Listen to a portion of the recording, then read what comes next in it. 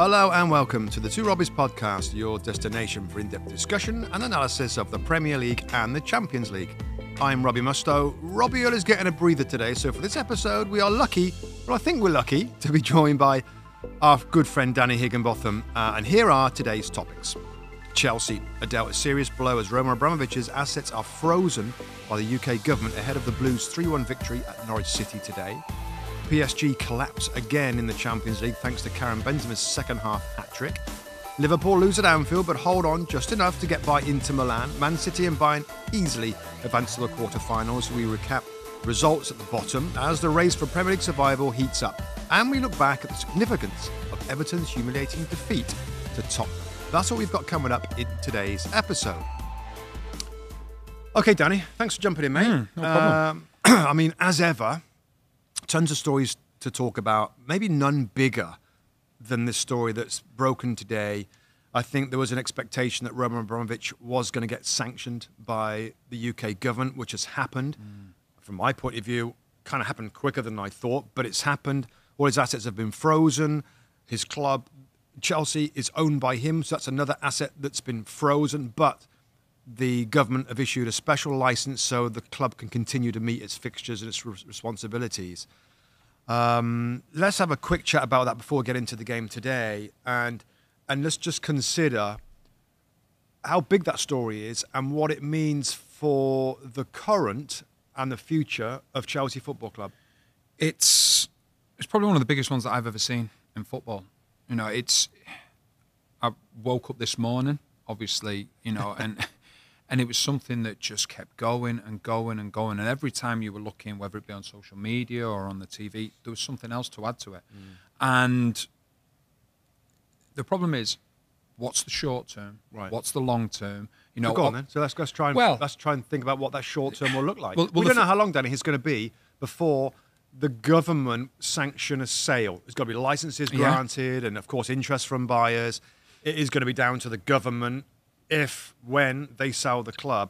But until that happens, with no revenues coming in, how are Chelsea going to continue in the short term? That becomes very difficult, because if the assets are frozen, then we know what happens with football clubs. They spend so much money every day to keep going.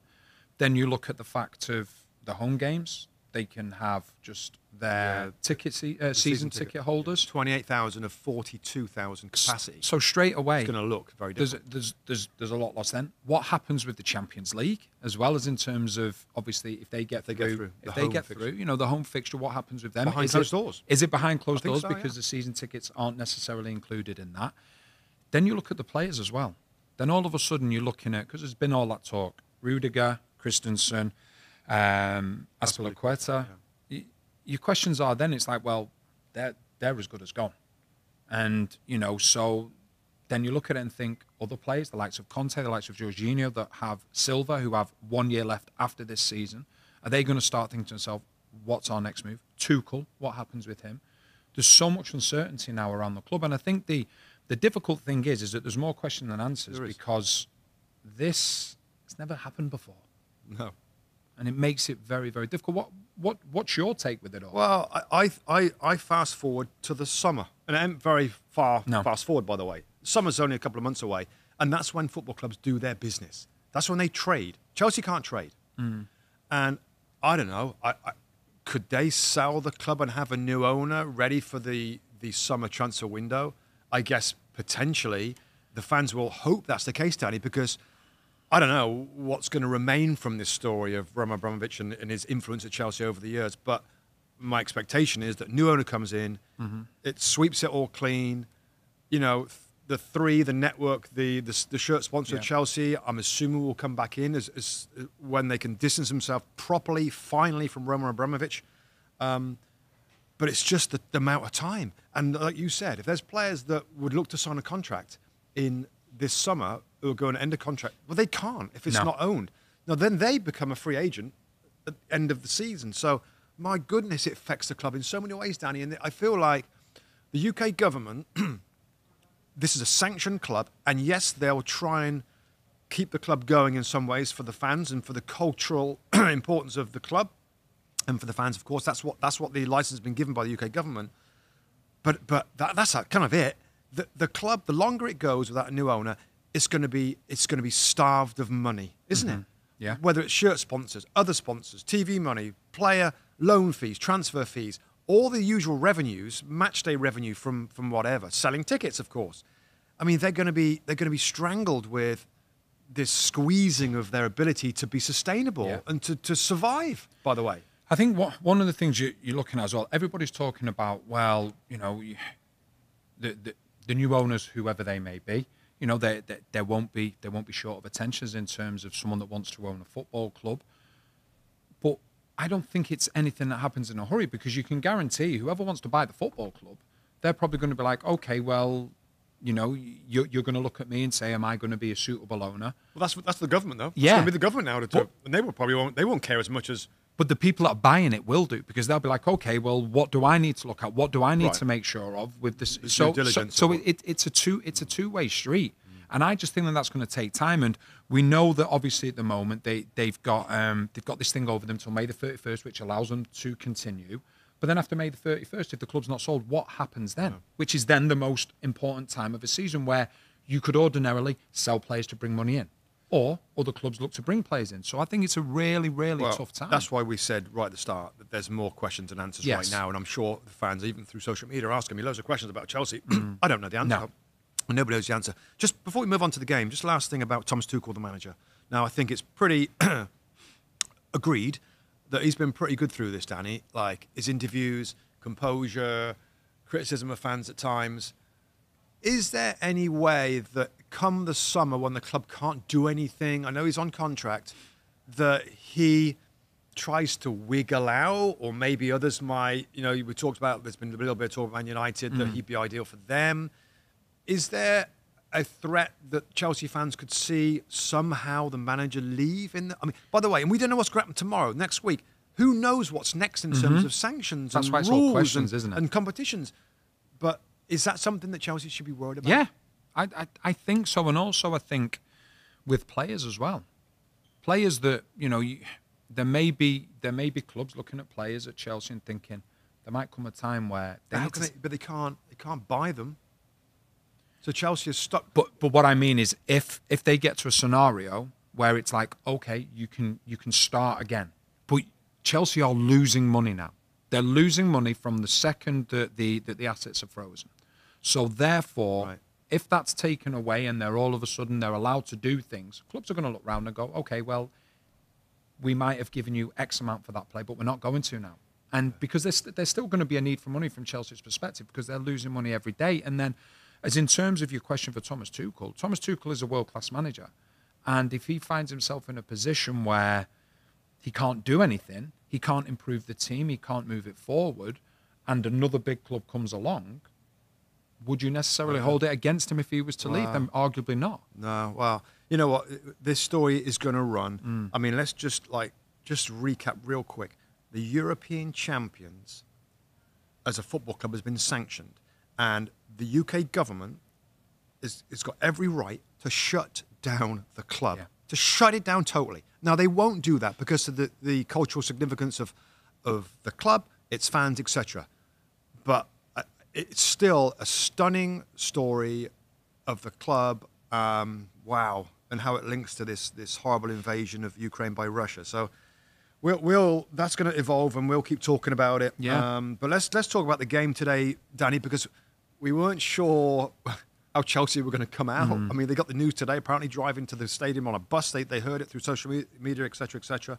But they started the game pretty well, and they were pretty impressive on the whole in this game. I know it's Norwich, but I thought they knocked the ball around pretty well. Yeah, they were very good. The start that they got to the game, obviously, Chalobah getting an important goal, I think, after 3 minutes. But what really impressed me was the front three. I thought they were excellent. You had Havertz and Mount in particular.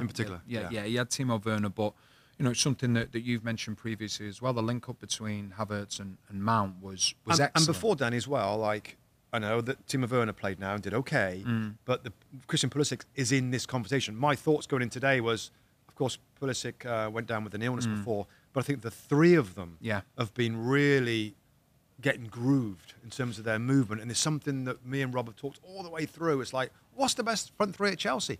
I mean, we still don't know. But are we starting to know, Danny? Are they the... I mean, Ziyech's come back in and he's done really well.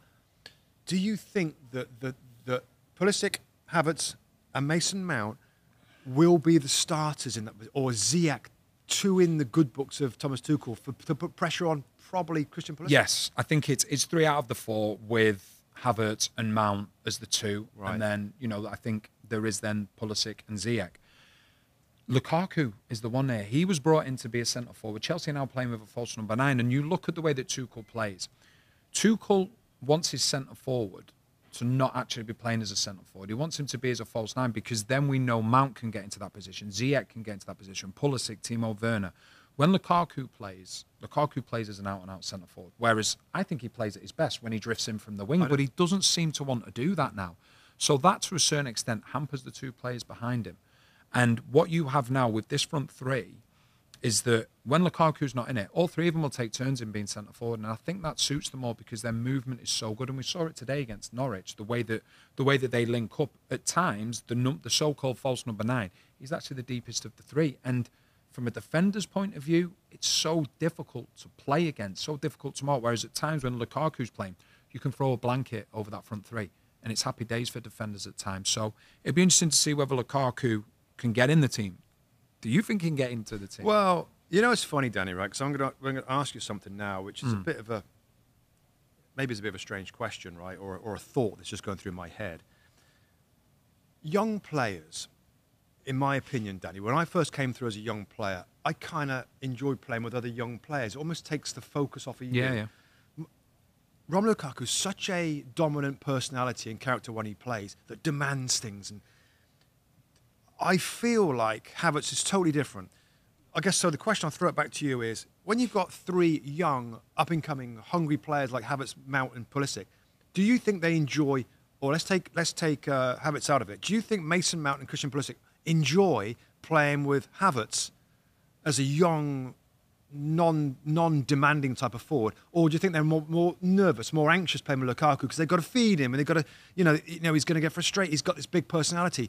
I feel like there could be more freedom, and it benefits them more playing as a very young, well, not very young, but young front 3 that look like they enjoy playing with each other. Is that something to consider, or am I barking up the wrong tree? No. I think you can look at that a little bit, but the biggest thing for me is that these 3 players complement each other. So if you look at, let's take Havertz, let's take Pulisic, and let's look at Mount. Pulisic wants to get behind, okay? Mount is happy to play in between opposition midfield and defence. Havertz is happy to drift wide. And sometimes in behind. Well, they all sometimes go run. So therefore, what you've got is 3 players that are very unlikely to get in each other's way. I think earlier on in the season, you could have 3 players that would just basically trip each other up. Whereas now, I think there seems to be a scenario where you've got 3 players, arguably, 3 of Chelsea's most talented players. They're not playing in the same area. Earlier on in the season, they could be frustrated so much. And what I would also say as well is that with James and with Chilwell out, there's a need for width. And we know that Mount can drift wide. Width and more movement, like more creative kind of movement to try and get in behind. Yeah, and at times I think Chelsea have been predictable when they haven't had both James and Chilwell fit. But whereas now we'll see Pulisic drift over to the left, we'll see Mount drift over to the right. So they're still getting the width. So they're still stretching opposition teams. So it just look like scoring more. Yeah, because they're asking more questions. That's been an issue for them most of the season, where it can be a little bit slow. I've talked about the football is so slow from Tuchel that teams get behind the ball, and then it's a bit stodgy and predictable. Yeah, because it's a little bit slow. Yeah. Just finally back on the big story, and I'll get a quick line on Norwich in a second. They won tonight, and everything's good. But as this story develops, do you think this group of players and this manager will stick real close together, like siege mentality of this club's under, it's under all this pressure from all areas. Do you think the group will stick together and they'll be okay? They'll finish in the top 4 fine. There won't be any fallout. There won't be any players that are like, you know what, I don't actually want to play because if I get injured, I can't stay. I can't stay at this club. Any trouble along the road? That's what I'm saying. From the squad's point of view, it's a difficult one because you don't know the individual characters, but there will be question marks over the players that are on a free. And people will say, well, yeah, but there'd be question marks anyway, even if this hadn't happened. But I just think... The difference is they're unlikely. Well, they can't stay. Exactly. So it makes them mind up. They're going to be getting ready for a new challenge. Whereas before, you still don't know which way you're going to go until the end. So if you're Tuchel, what you're doing, I would imagine that he'll probably sit down with the players and say, let's not look too far in advance. Let's look for, I don't know, towards the end of the season. Let's look towards the end of the season. Let's do what we can, and then we revisit things in the summer. And then we move forward from there, because it's impossible to look too far in advance because nobody knows what's going to happen. You go back to there's more questions than answers. Yeah.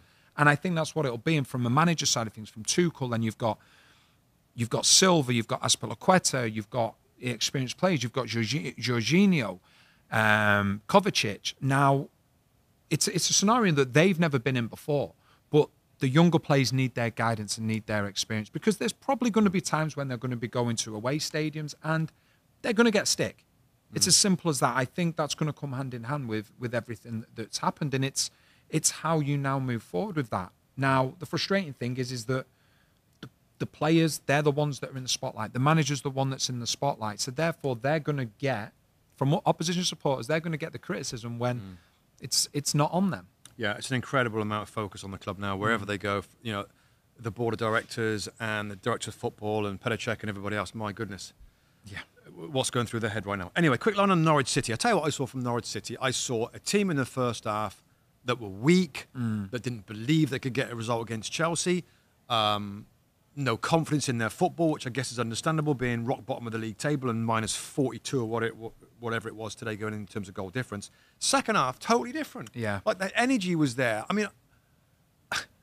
mean, why can't they start with that intensity? Is it just the nature of who they are that they can't produce two halves where they at least ask questions that gave Chelsea in the second half some problems? Not amazing problems, but certainly asked more questions than the first half, where they were very meek. I think we both agree they're going to go down.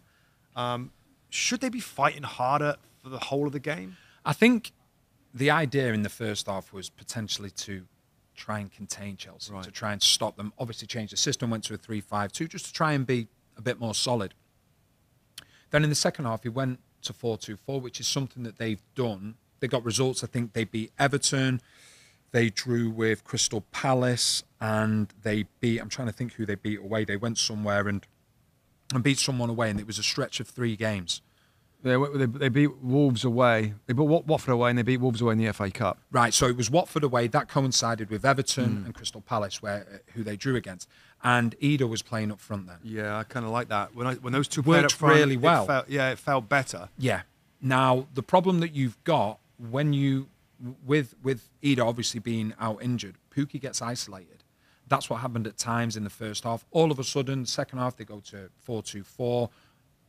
Pukki gets obviously more support, and then they try and go for it. But I just think from Dean Smith's perspective, he probably looked at it and said, right, let's keep it tight.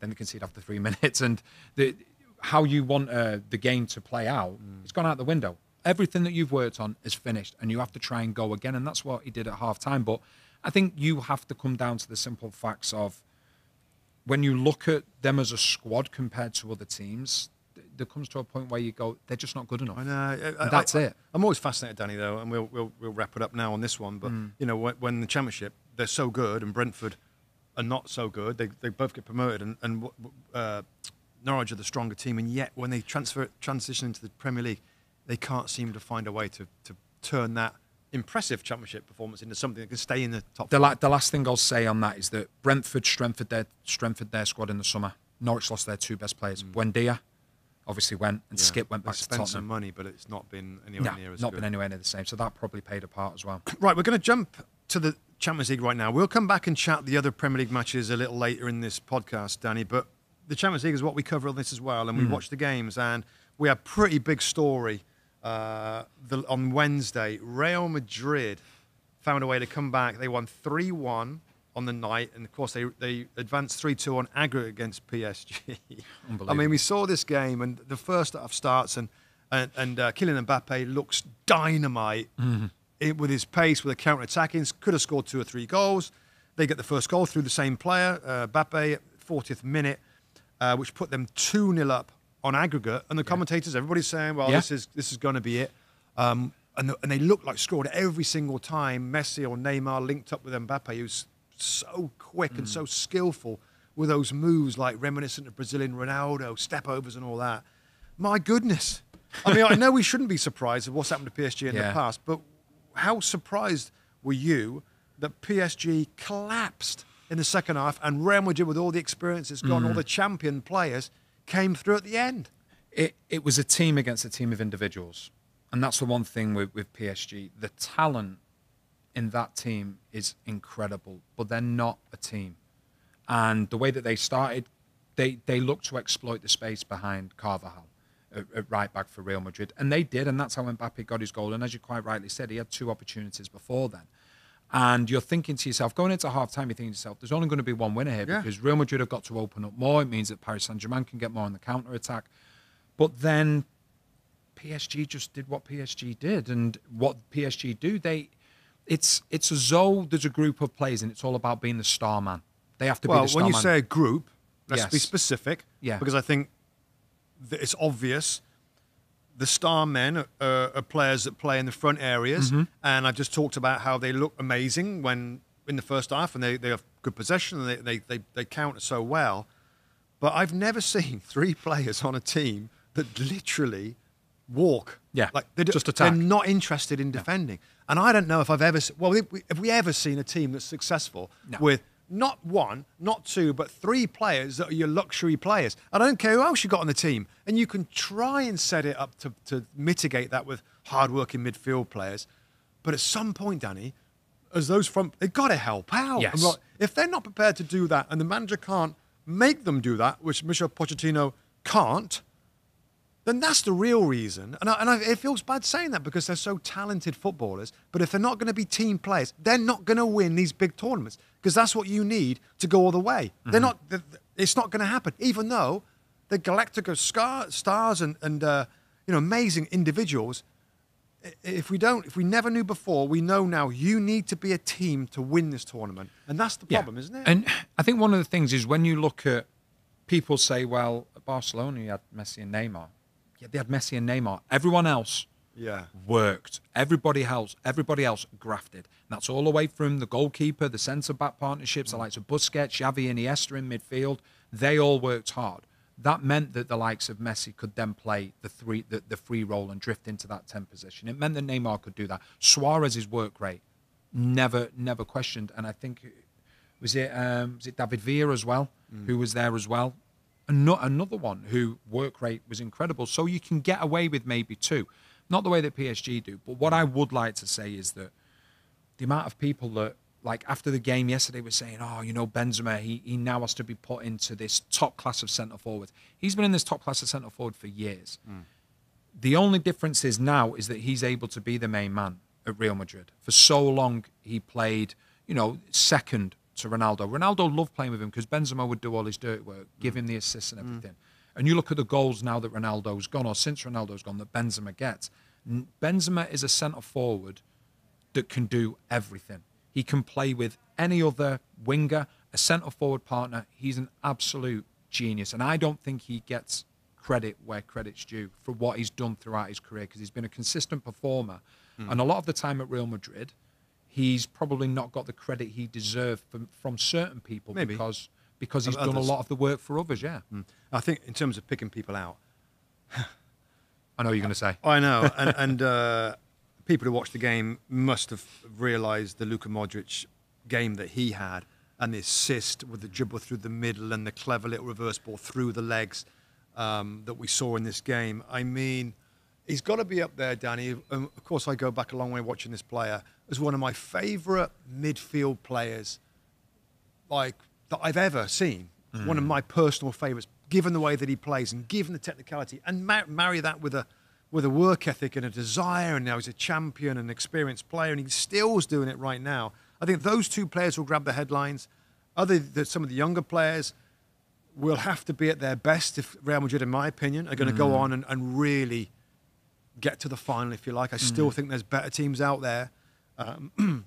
in this competition. But I think, full credit to Real Madrid. Carlo Ancelotti on at the end, hugging all the players. I mean, it's amazing what ends up happening as him as manager and stuff.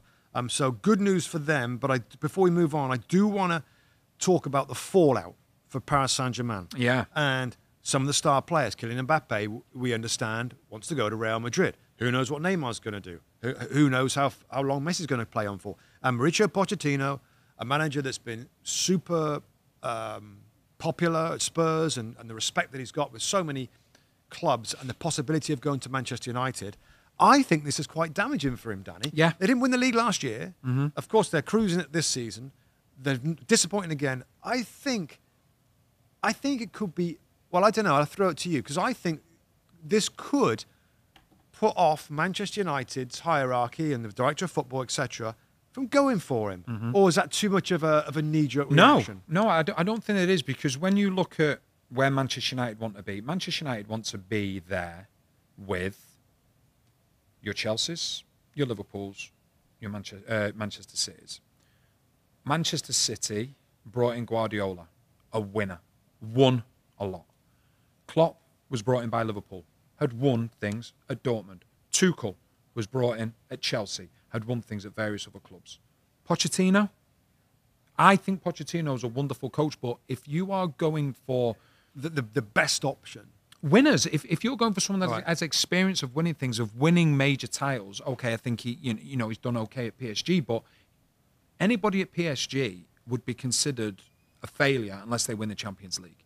Because we know, not being disrespectful, we know what happened last year in the French league.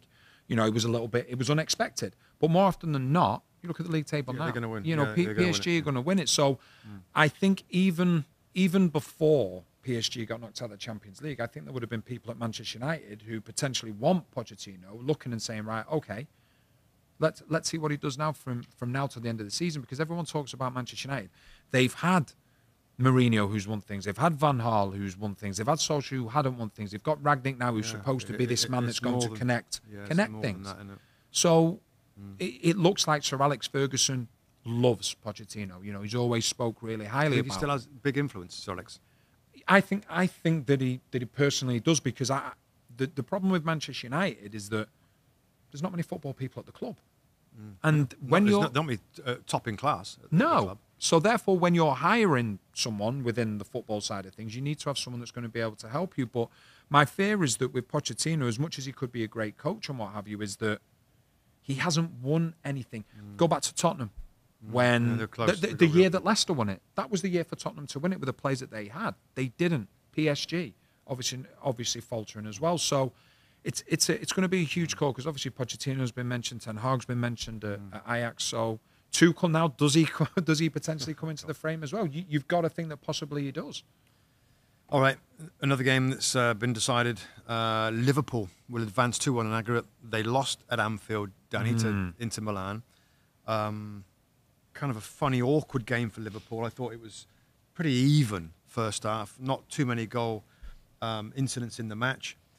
Then, so you think kind of Liverpool are going to control the game and get to the end. Then Lautaro Martinez on 62nd minute scores a brilliant goal, fades it into the top corner, and you're thinking, wow, this is game on, right? We're thinking game on, and then what was it? Like just a few seconds later, Alexis Sanchez gets a second yellow card. It's 90 seconds after the goal, Danny, and then it kind of changed things a little bit, even though it was still nervy. A couple of things to unpack there. Let's start with the challenge and how you felt about it before we get on to the bigger picture in terms of the game and the flow and what might have happened, because I think it helped Liverpool out that they got the down to 10 men for Inter Milan, because at that point Inter tails up.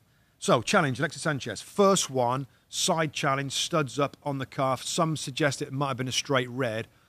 I'll give you my take after you say what you think on that. So, for the first challenge. There's an argument to say that could have been a red card. I think there is, because he's... Yeah, so I want to know. Yeah, I think... I want to know from you. What do you think? So I potentially think that if there was cards to be given, if there was an orange card in between the two... So you're saying no for red? Yeah, I'm gonna say no for the first one, okay? No red. Right. Yellow card. Let me give you my take on that real quick. No, for me. Okay. And the reason it's no is because it ticked a couple of boxes, studs up, one box. The contact point in the leg, kind of high, second point. It doesn't tick the third box, which is excessive force. And it looks bad, but the actual force of the challenge into the calf or the side of the calf was not enough for it to be red. And this is just my take and watching loads of them over the years and different referees' interpretations. So I thought that was right. The second one, a lot of pundits thought it was never a second yellow card. What do you think on that one? I think it is a yellow card. Now, what you have to do in this scenario is that a lot of people that are having their opinion, probably like me, would look at it and go, that's not a second yellow card. But then you've got to bring given the circumstance. Given the circumstance where he's won the ball and he can't, allegedly he can't pull his foot away to stop the contact. That's the difficult bit. But the problem where we get caught when we're at times having an opinion on a challenge is that we're looking at it and going, that's not enough for a yellow card, or that's not enough for a red card, or that's not enough for a second yellow. By the letter of the law, and that's what we forget, regardless of we think, oh, that's a little bit harsh. By the letter of the law, it is a second yellow card. For me, it's, okay, he wins the ball. It's the follow-through. He's not in control.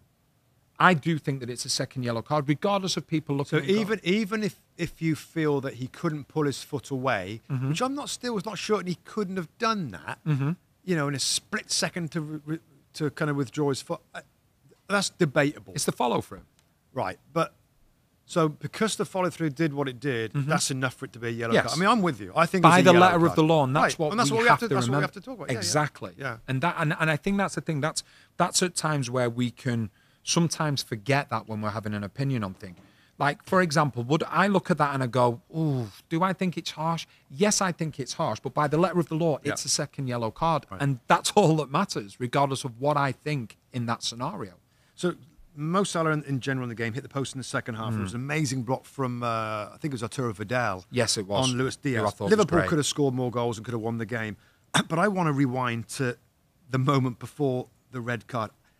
And the Liverpool's a little bit of an Achilles heel, and Klopp's kind of he brushes over a little bit. Are they, with their end-to-end and the high line and the press and the way that they get on the front foot that way, but there is risk involved with it. We see it in recent games against West Ham. They got away with it.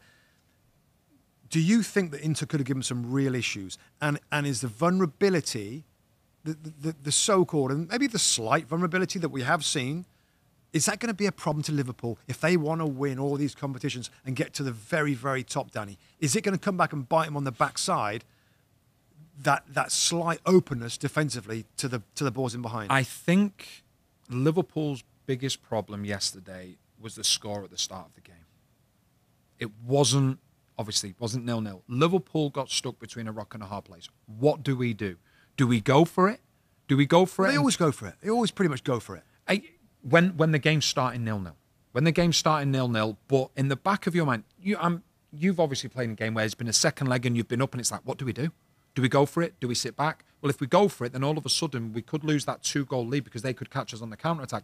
And I think that played into their minds. The first somewhat. half was a kind of a nondescript, scrappy first half, and maybe to your point, I think they didn't really want to go full guns blazing, and because they didn't want to be caught out. Yeah. So that would be where I would go from there. Obviously, the West Ham game, they can consider themselves fortunate. But what I would say, go on then. So what do you think about the vulnerability defensively? Is it going to cost them? No, I don't think that it will, because I think more often than not, we're not going to be saying that. And we always say the sign of a great team is a team that's playing badly and can win games. Now, Liverpool didn't always used to be that team. Liverpool used to be a team for so long whilst they were climbing where they didn't win unless they played well. Whereas we're seeing a different side to Liverpool, which is, you know what, sometimes they're not winning, maybe getting a little bit fortunate, but they are getting the results still. So it wouldn't overly concern me. Wouldn't overly concern me at all, to be honest with you. Okay. What about yourself? Yeah, I'm a little bit concerned. I'm a little bit concerned that at the sharp end of everything, that they're gonna drop points because of their commitment to do their thing, which is brilliant going forward. And Andy Robertson's thing and Trent Alexander-Arnold's thing. And I said on the last pod that it's not just about the high line for me. It's about the absence of the fullbacks, Danny. Yeah. So they're high, but also there's a ton of space laterally for players to run into or forwards to run into because there's no fullbacks there. If there's 4 in a line, and it's not going to happen, 4 in a line high, you've got 4 players that can react, can drop off, can cover each other. But there's only 2. My goodness, it looks a little light defensively. Yeah. So again, I think they're going to chase down City all the way. It's going to be a super tight race. Just a bit. The Champions League is going to be fascinating. I fear that if they're not going to, well, the stuff they're not going to win is because of this. And listen, the Liverpool fans may say, you know what, that's okay. Yeah. Because I love the flipping full throttle heavy metal, and it's brilliant to watch. But this season, I don't know. It's just with recent games, maybe they can clear it up and sort it out. But Liverpool advance. They're through, mate. They're through to the next round of the Champions League. So are Manchester City. They beat. They advanced 5-0 against Sporting. 5-0 from the first leg. 0-0. I've got to be honest. I didn't see too much of this game. Other stuff was going on at the same time. In some ways, Danny, we know City so well, right? And we appreciate City so well. Yes, they didn't find a way. They didn't need to against Sporting. Just a quick thought on them, Danny, as we got on the show, and their potential to win the Champions League. We know what happened last year in the final with the Pep making some changes, etc. Have they got a better chance this year of winning it? Yeah, there is an argument to say they have because obviously what happened last year, that's an experience. That's an experience for them taking it into this season. One of the things, if you go back to the Champions League last season, is that Pep Guardiola overthought things. And if I remember right, Fernandinho or Rodri didn't start, did they? So I think he overthought things. Can they win it? Yes, 100%. They've got an unbelievable squad. They've got players for multiple positions, players that can play in multiple positions. So yes, they can win it. But what I would ask you is that if Guardiola was to leave Manchester City in the summer, this is all hypothetical, if he was to leave Manchester City in the summer, having not won the Champions League, would he have been successful? Yeah. Even though he was brought in to win the Champions League. Brilliant football. Loads of trophies. Amazing entertainment. Amazing centennial points. Consistent. Entertaining. For me, yes, Danny. But I hear your question, and I know that's what they want. It's the Holy Grail. But, I mean, are we saying that his influence at that club and the trophies that he's won doesn't really equal success because they didn't win the Champions League? His influence has been huge, and some of the football that they played. You can't say it's not successful, period. No, but when he was brought to the club, I guarantee you one of the things that was mentioned to him was that bring the Champions League. That's what we want, yeah. So, therefore, I'm not talking about their style of play. I'm talking about as in terms of a level for Manchester City, because Manchester City are arguably now one of the best football teams in the world. Yeah, they are, aren't they? No doubt about that. But in order to get to that higher echelon, you got to win a Champions League. You have to win a Champions League. I'm not saying you won't be spoken about in the same breath, but that's what it's all about. And yeah, I agree. Yeah, it is. I don't disagree with that. Yeah. I disagree with Pep not successful at City. I just think that's like crazy to say that he's not been successful. But I get your point that is the echelon, the place that they the next need level to sit. for them. It is, and they've got close, but they would love dearly, of course. To do it. I think they've got a real good chance this year, even though the striker situation. I mean, it's amazing how they're doing it right now. But anyway, again, they go through, and actually all the teams that go through, Danny, from this kind of midweek set of fixtures are probably amongst the favourites, which brings us to the last one. Bayern Munich 7, RB Salzburg 1. Bayern go through 8-2 on aggregate. Again, this is going on when the stories happen at other grounds. Robert Lewandowski says a quick fire hat trick, gifted, 2 penalties, took the penalties really well. I did have a glimpse at this one, and they will be mentioned as favourites. They just will be. Are they the best threat outside of the Premier League, Danny? I know that Real Madrid will feel there's momentum now. I still feel that Bayern is a complete team. Yes. They've got it. They've got some great options, and they're going forward as well. Yeah. Pace. They have so much experience. And, you look at the teams that have now gone through, Liverpool, Manchester City, Bayern Munich, and it's going to be so close. I think the thing is as well is that we can talk about, well, this team's going to be favourite, or that team's going to be favourite.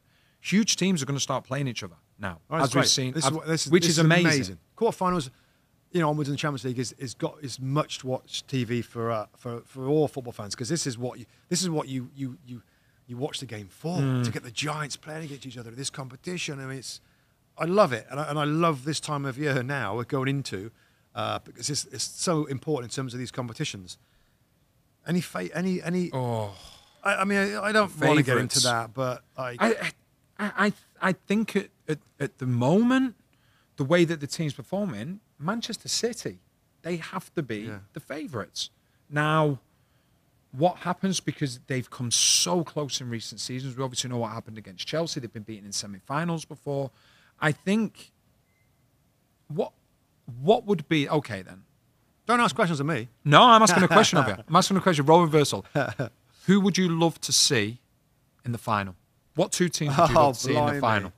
Oh gosh, I'm not a massive fan of the same country. Yeah, I'm not a massive fan of that. I would like to see Liverpool Bayern, a Man City Bayern final. Yeah.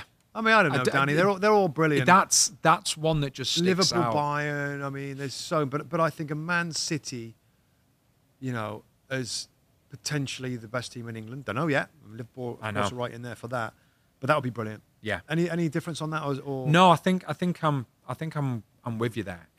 But it's going to be so interesting, because there's going to be teams that you're like, yep, you know what, they're going to get to the final or what have you, and then there's going to be these draws, and it's going to be like, oh, it's such a shame, because this would be... How many times we've said it? It's such a shame, because that would be a great final. I know. But that leads to the excitement of the Champions League. Right, let's jump back to the Premier League, my friend, and I'm going to read out the rest of the games from today, and you pick out stuff that you want to pick out. Southampton 1, Newcastle 2, Leeds United 0, Aston Villa 3. Wow. And Wolves 4, Watford 0. Pick out what you want to pick out of that lot. Leeds 0, Villa 3. I think... blow, isn't it? It's huge. It's huge. Jesse Marsch, I thought he set Leeds United up unbelievably well against Leicester City. Didn't deserve to get beat. So much so that the only thing that came out of it was, why did you do a huddle with your players at the end of the game? As if that really matters one single bit. So you're going into the game today. First home game. Bielsa's left, who's a legend at the football club, and you're thinking, right, let's get this place bouncing, and let's get the supporters that are a little bit unsure, let's get them on side. To believe, yeah. Bamford comes on, obviously is a big bonus to have him back, but they just never got going. Fans left before the end of the game. You could hear the boos at the end. Is it recoverable? I mean, it is recoverable. Yes. It is definitely recoverable. Yeah. I just feel like what a body blow for Jesse Marsch. Who got a real positivity about the place, a real high energy start, motivation, tactically. For this, like, I know Villa are great right now. I know they're kind of tricky. Jesse Marsch, he said it in his in an interview I think I read a couple of days ago, where he knew what they'd do, Villa. I knew they're going to play with a diamond. I know that Coutinho is going to play in behind the front two, but stopping them obviously is something very different. And 3-0 again, like we knew that Marcelo Bielsa, the whole thing was, you can't keep conceding this amount of goals. Yeah. And Jesse Marsch was always going to go back to a zonal back four, a little bit more protection, while still keeping the attacking side in it. This is such a blow. I'm shocked at this result, actually. I'm shocked that it was such a heavy one. Villa, of course, I think that's 3 wins on the spin for them. They've now found some real great form, and Coutinho is such a brilliant player. Leeds' chances of staying up, Danny, we know Everton are right behind them. We know Burnley will grind away. Yeah. I feel like Leeds are really, really in it now. Yeah, they are. I think. Burnley. Yes. Burnley at the weekend, I believe. Is it Brentford or Burnley? I think it's Burnley at Brentford, isn't it? At the weekend. Just need to make sure of that, but I think. Yeah, you keep talking. I'll get my. So if you were speaking to. It's Leeds Norwich. Sorry. Leeds Norwich. Leeds Norwich at the weekend and Sunday. And Burnley. Burnley away at Brentford on Saturday. Right. Yeah. So they're big games. There's big stuff down there. I think if you were to speak to Jesse Marsch privately, when he first took the job, I think there's an argument to say that he would have loved his first 3 games to be away from home. Because you look at, it's easier to defend away from home. So we could have got his message across. Their style is more suited. So you look at Leicester, how compact they were, and they were really unlucky not to get anything from the game. They play at home today. regardless of what Jesse Marsh will have said to his players before the game, you get embroiled with the fans. You get taken along by the fans. And I guarantee you, by the evidence, that's what it looked like with Leeds United. They were caught out time and time again. And they can still get out of it. I think the one thing they can look at is that Bamford came back today. They've got Phillips to come back. They've got Cooper to come back. That's the spine of the team. But it's going to be... I mean, we're getting to a point now. Leeds at home, Ellen Road, Sunday against Norwich. Must win. It's must win, isn't it? It's a must win. If they don't win that game, then they're going to be clawing. They're going to be sweating and clawing right to the last day, surely. Yeah, and what you need to do, and it's not just that, and obviously I've been in this situation myself before where I've unfortunately been relegated twice. I've had some successful relegation. That's terrible. What about yourself? How many? Well, let's move on. No. How many? Well, one's okay. Oh, here we go. And the other one was 3 points deducted. Oh, so not two. My fault. One. So two. One. Two. Well, not really, no. Did you not get relegated? Well, the club did. I didn't. Oh, dear. I'm all right, Jack. We got plenty of experience, all right, in this situation. So in that scenario, if you're Leeds United and you're playing Norwich, what you need to do, because everybody will be looking at that game and going, let's see how Leeds United react. If Leeds get 3 points, all of a sudden it takes the wind out of the sails of some of the teams that are below them. But they lose that, all of a sudden all the other teams take that deep breath and they're like, okay, look, Leeds are now catchable. And that's where it becomes so difficult, because it's not just about you winning the games, it's about what you can do to the teams below you or what you can do to the teams above you that you may be able to catch. Well, you're going to catch Aston Villa. No. Let's have a little line on them. Heading in a really good direction under Steven Gerrard. Yeah. He's still an experienced manager. He's learning quickly what it takes in the Premier League. They had a little bit of a rough run. They've won the last 3. Coutinho on fire. Incredible signing. Is it going to be exciting times for Aston Villa going forward? We know they've got money. They've got very wealthy owners. They've got a high-profile manager that you said earlier is going to attract players. Yeah. How excited should be Aston Villa fans be? Massively. It's a huge football club. I know we're going back a little bit. Talk about Manchester City, Champions League. Aston Villa won the European Cup. Yeah. I know. The history behind that football club, the it's manager that's there, the money that's there. You know what it's like to go and play against Aston Villa.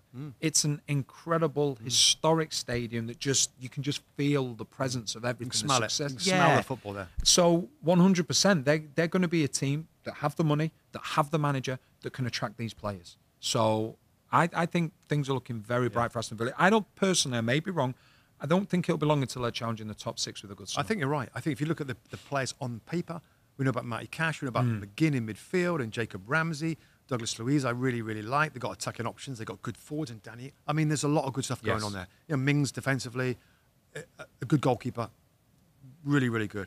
A team today, or one of the strugglers at the bottom, did get it done. Newcastle United went to Southampton, won 2-1. I mean, Eddie Howe. I mean, how good a job, by the way, has he done? I think he got my underappreciated this last weekend. We do an underappreciated performer. And Eddie Howe's job that he's done from the start to playing a style that is demanded by the Newcastle fans. And yet it's been working with decent signings, not spectacular signings, but smart, sensible signings that subtly improve the quality. I mean, they're practically there, Danny, aren't they? What are they? 31 points. I mean, another 4 or 5, 6 points, they're good. Yeah, they're in a great place. When Eddie Howe got the job, and I spoke to him just before the January transfer window, and I asked him, I said, obviously everyone's all this talk about now, money coming into the club, spending the money. He said, the most important thing is I have to spend this money wisely. He said, yes, we want to bring quality players that are going to make our starting 11 stronger, but I've got to bring in players that have the right character and have the right attitude. Look at the players that he's signed. Not only are the players that he's signed good characters, but they're players that can take Newcastle to that next level. I'm not talking about next level about we're going to be challenging for the Premier League. If there's 6 levels, the next level, they've got the players for that. I think one of the things he said when he took over as well, in a conversation I had with him, he said he needed to take the pressure off the players. He said he had a style of play. He loves playing out from the back. But he said he had to draw back from that a little bit to allow the players to gain confidence and then do it bit by bit. And what I've really liked about Eddie Howe is that you speak about his style, and there's still a measure of that in the way that Newcastle play, but I think he's adapted to the players that he has available. And I know he's only been there a short time, but what he's done puts him up there, in my mind, as one of the managers of the season. It may be a big statement, but I think that he is for what he's achieved in such a short space of time. Where they were 6 points from safety at the beginning of December, bottom of the league table, I believe, and they're now well clear, like 10-point gap. That is stunning. So you're absolutely right. It's not a huge statement because he's got to be there with consideration of the pressure and et cetera, et cetera. So well done, Eddie Howe. Well done, Newcastle United. Wow. I mean, I didn't expect with 11 games left for them that we were. I mean, it's incredible, Danny. We were looking at Burnley Newcastle last game of the season. I know, incredible. Quickly on the others, Wolves 4-0 against Watford. Wolves continue to I think add so much to the Premier League with Bruno Lage, Danny, in the way that he's playing, the expansive style, the creative style, the attacking players that are fit again, and Raul Jimenez scoring a goal in this one. For Watford, I mean, if you look at the league table, they're 3 points from Everton, after played more games. Can you see a way out for Watford, Danny? I mean, if you put it in percentage terms, if 100% is definitely relegated, are we at 80% yet for them to get relegated, or it should be less than that? Because I think it should be 80. Yeah, I'm not far off. I'll probably say 70, 75. I think the one concerning thing, amongst other things at Watford, is that we know how good Roy Hodgson is defensively. But where is it then? That's what I'm saying. That's the concerning thing. That's why it's 75. Yeah. I must admit, when he got the job, I thought, you know what? They can score a little bit. They can score goals. Yeah, he will get them defensively sound. He hasn't been able to do that. And that's why, for me, it is 75, 80%. I think it's going to be very, very tough for them. Very tough. Yeah, me too. Let's rewind to Monday. Spurs 5, Everton 0. Now, you were in the studio. Yeah. I was watching this game at home, and I'm like, wow, this could be 10. Yep. The openness, the lack of spirit and fight from Everton.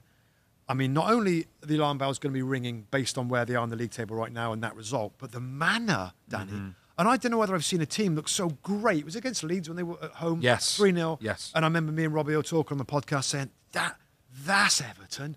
Tons of energy. I think it was a 4-4-2, pretty basic. The fans are up for it. And then to go backwards, and was he lost 5 out of 6 or something? I mean, seriously. This is serious now, Danny, in terms of where they are. And it worried me, and I'll throw it to you in a second. It worried me when I heard Jordan Pickford say about a week ago in an interview, we're different now. We play out the back now. We're more of a possession-based team. I'm like, that could be dangerous. Defenders that aren't good on the ball, trying to play out and be patient, this is not a time for that. Not only does it make them vulnerable to turnovers and mistakes, which they're making, but also it's a long way from goal, Danny, when you're playing out from the back and got to get it through midfield. You got to get it. I mean, talk about time for being a little bit more vertical and not get bashing it forward. But that approach worries me. What about you? Yeah, it does. One of the things that really stood out to me on Monday was that everybody knows at the moment Tottenham get frustrated. Burnley frustrated them. Wolves frustrated them. Southampton frustrated them. And that Middlesbrough? Yeah. Middlesbrough frustrated them as well in the FA Cup. So automatically I'm thinking Everton are going to go there, play like a 4-5-1, look to counter them. It's a simple game plan. Everton played so open. They started the game well, and then they got a little bit carried away, and then they just forgot about the defensive side of the game. If you look at Tottenham's goals, Everton's back four is over the halfway line.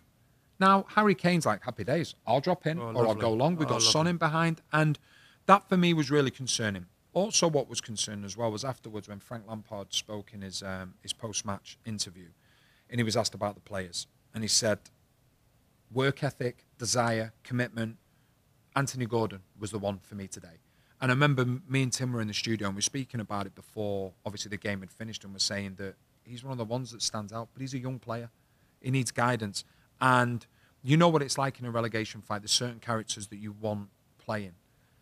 I look at that Everton team. They're a team that have some very, very good players. I'm not convinced how many of them can deal with a relegation battle. And I mean that in the nicest possible way. If that was a team that were in the top 8 or 9, they've got some great players with the ball at the feet. I just think now the pressure's going to be on, because this Everton crowd, they won't deal with it. You know, they will make it under no uncertain terms that this is how you have to play to get out of this. And it's just how many players can step up. My experience with Danny, and I'm sure you've got experience as well, is that relegation fights are for men. Yeah. And men that understand the pressure, understand the anxiety, understand the pressure in the stadium, the oohs and the ahs and the boos and the stuff that can take you under. If you've got enough of your 11 willing to take that on and trying to get it out of your mind and play error-free, mistake-free football, you can get out of it. Yeah. If you've got too many that are intimidated by that or shy away from that, you ain't going to get out of it.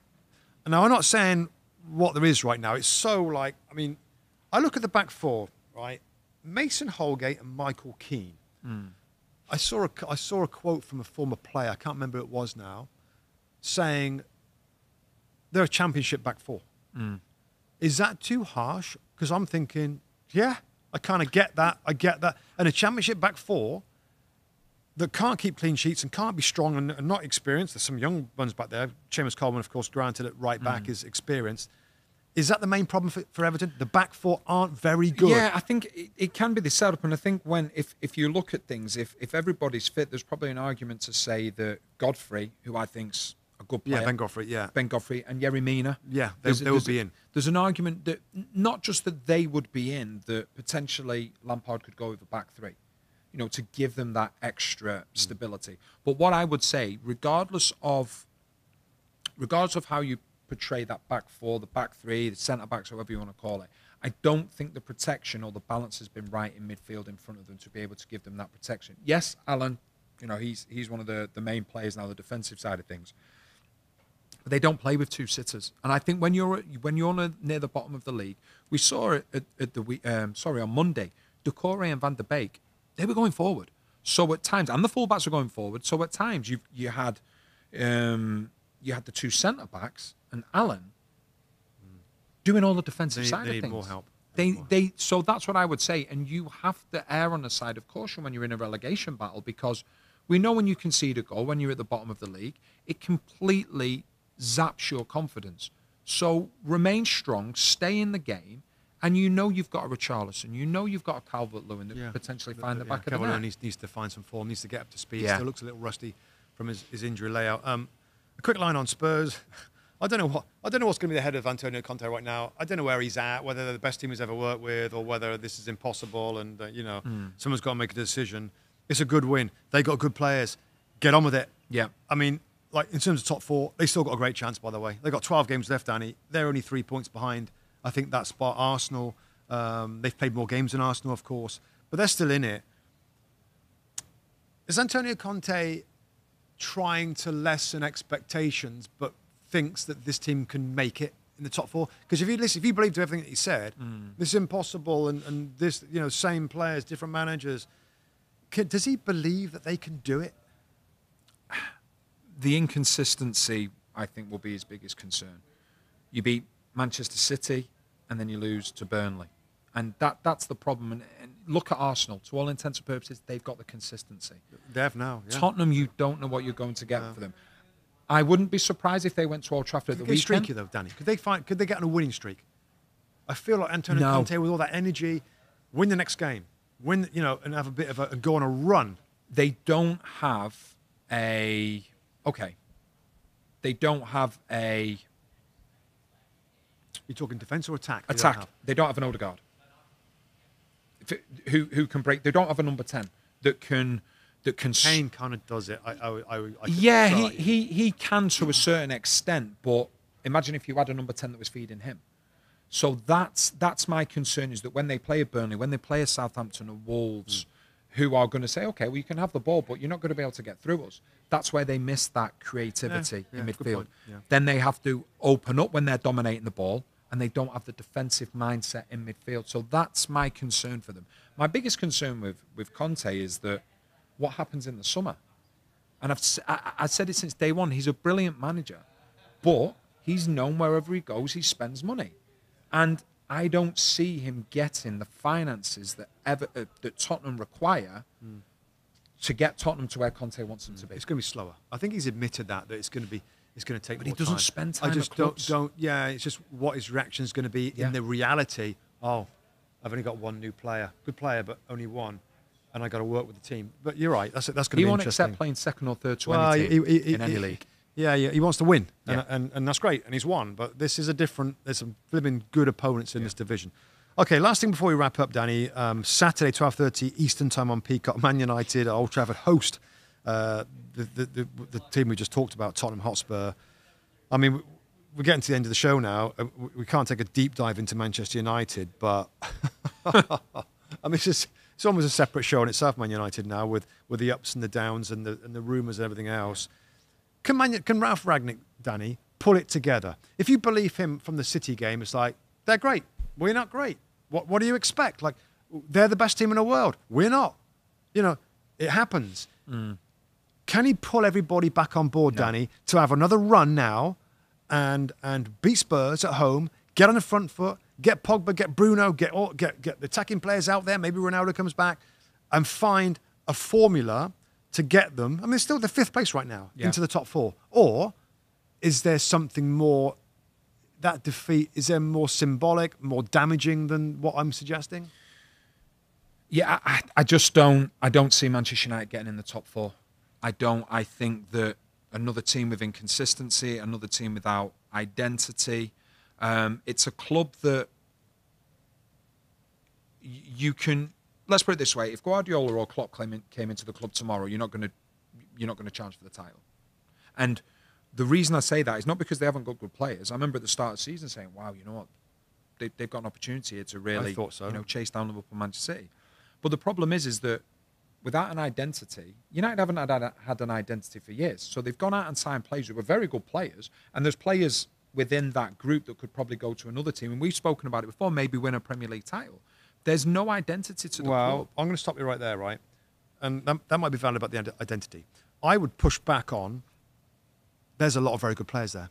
Okay. I think the reality is that the squad and the team isn't as good as what people think, certainly what people expect. I mean, not to go through every single position, but you've got a back 4 right now. Alex Telles, okay. Aaron Wan-Bissaka, okay. A lot of money. He's come from Crystal Palace. He's okay. I wouldn't say he's a champion player. Harry Maguire, massive fee from Leicester. All right. Not playing great. Lindelof, all right. Fred, McTominay's good. I like McTominay. And Sancho is going to be good, but not just yet. Rashford's been disappointing. I mean, Ronaldo's older and less. He's not scoring so much. Cavani, is it that good, Danny? If I'm looking at that starting 11, the strongest starting 11, Pogba, could he play in a Premier League winning team? 100%. Ronaldo, could he? Yeah, I think so. Fernandes, yes. Sancho, could Ronaldo? Yes. Sorry? You think Ronaldo could be in a championship winning team right now? You think Jadon Sancho? Yes. So you're expecting higher performance from both those two to be able to. If Jadon Sancho is going to be in a championship winning team, he's got to score 10, 15 goals. Not Is he ready yet to do that? So for example, I'm not saying you're going to, but if you put him in a Manchester City or a Liverpool team where, if he was at Manchester City, obviously he was there initially, he's not going to play every single week. He would get you look at the goals that Manchester City scored, they share it around. He would get you 7 or 8 goals for Manchester City, 100%. You'd have said that about Jack Grealish, he hasn't. Different players, and what you find is any attacking player that signs for Manchester City, the first season is we're learning. It's the second season they always take off. Yeah, well, we'll see. They've done that for a long time. So that's all I'm saying, Danny. I just don't know whether the team's as good as what people expect it to be. And you get comments about, oh, they're not trying, they're a disgrace. No, I disagree with that. I do disagree with that. I mean, they're just not that good. But are they a team that... So what I'm saying is that, are they a team that can finish in the top 4? Well, I think it'd be difficult. No, I don't mean now. When you look at that team at the start of the season, is it a team that should be? So why are they not there? Well, there's no. Yeah, they should be. They're not great, as I said, to be challenged at the top. But I mean, you bring in Varane, you bring in Ronaldo, and you bring in 100 million Jadon Sancho, and you don't get better. That's, I mean, first of all, it's tough to do and a concern. But do you know what they're trying to do when you watch them? Well, I know what Ralph Rangnick's trying to do. But when you watch different. Yeah, but it's not working out, obviously. Potentially, it could get worse before it gets better. Oh, blimey. On that positive note, thank you very much, mate, for jumping in for Robbie Earl. I guess next show is on Sunday, March the 13th. Podcast with me and Rob. recapping the Premier League weekend. He will be back, the Ulster, a few days off. So we look forward to catching up at the weekend. Thanks for tuning in. And thanks for Danny. And take care, everybody, and bye for now.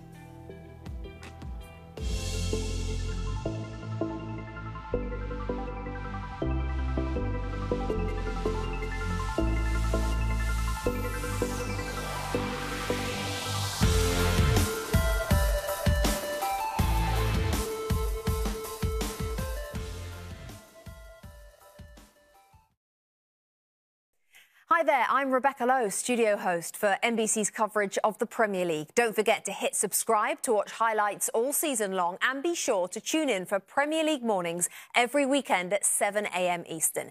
And for even more content, head over to Peacock, where we've got live games, original series and a dedicated round-the-clock Premier League channel featuring studio shows, classic matches and much more.